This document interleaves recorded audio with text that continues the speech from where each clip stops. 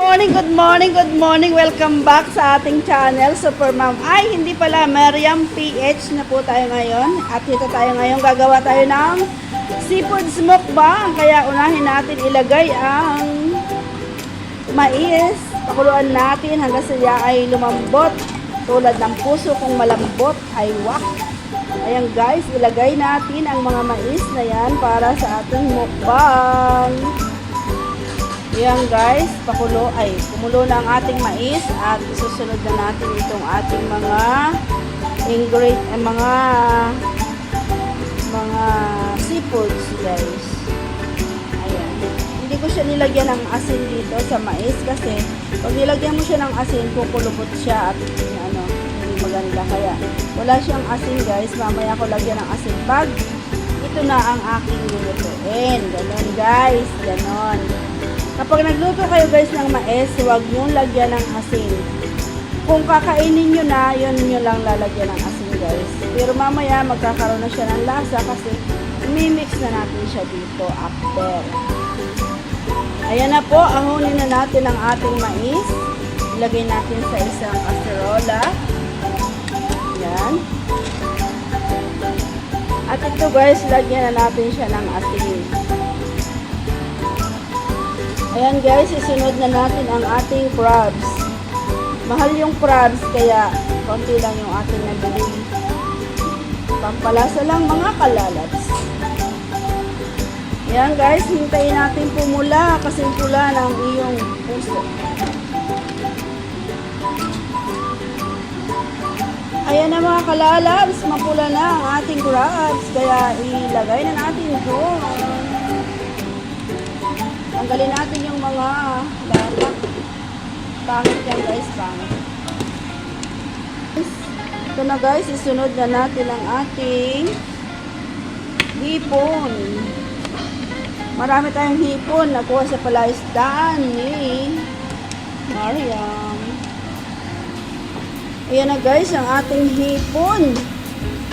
Hindi natin siya lulutuin ng matagal kasi titigas siya.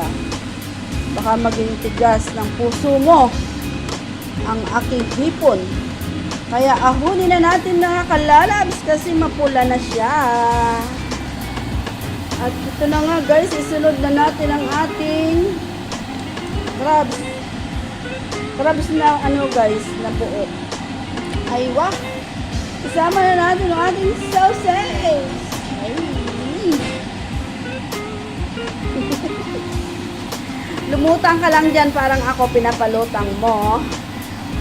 Yan guys, tapos na yun. Ating nilagay na din guys. Hindi ko na nabidyohan. At ito, ilagay na natin yung ating mussels. Mussels naman mga kalalabs ko. Aywa, tanggalin muna natin yung sound. Kasi ang ingay mo, parang bubuyog. Guys, ilagay na natin ang ating mga mussels.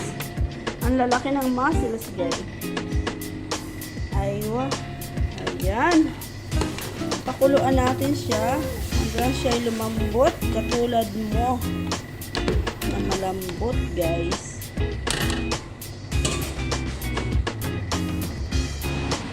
Ito na nga guys, tapos na yung ating mussels. Kunti lang yung takpan po. Sorry naman po. Ayan guys, luto na yung ating mussels. Hindi pwede yung lutuin ng matagal kasi titigas siya mga kalalabs.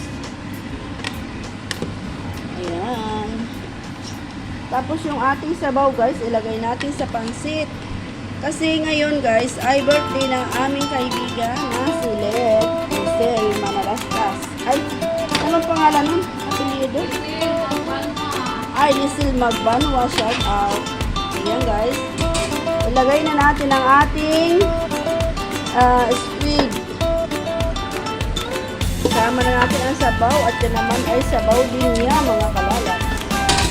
Ay, wow! Tulo. Uy, may naligaw pang hipon. Parang siya naliligaw ng labas.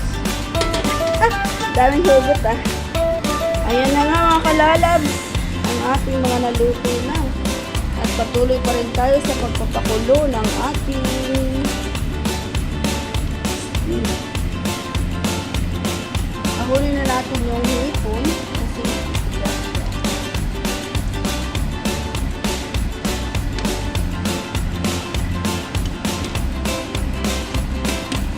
aywa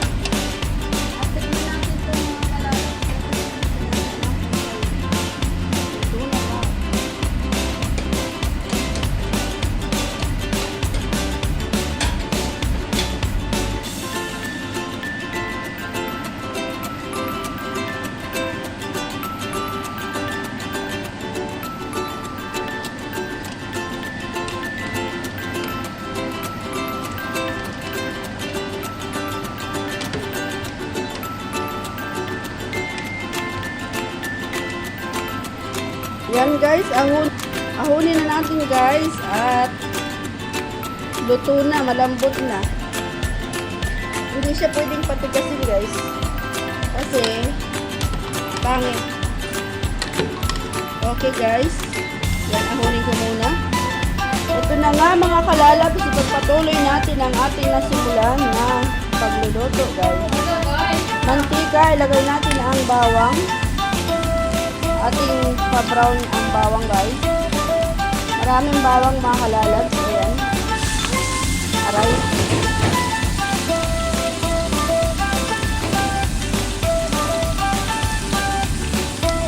Maraming bawang aray.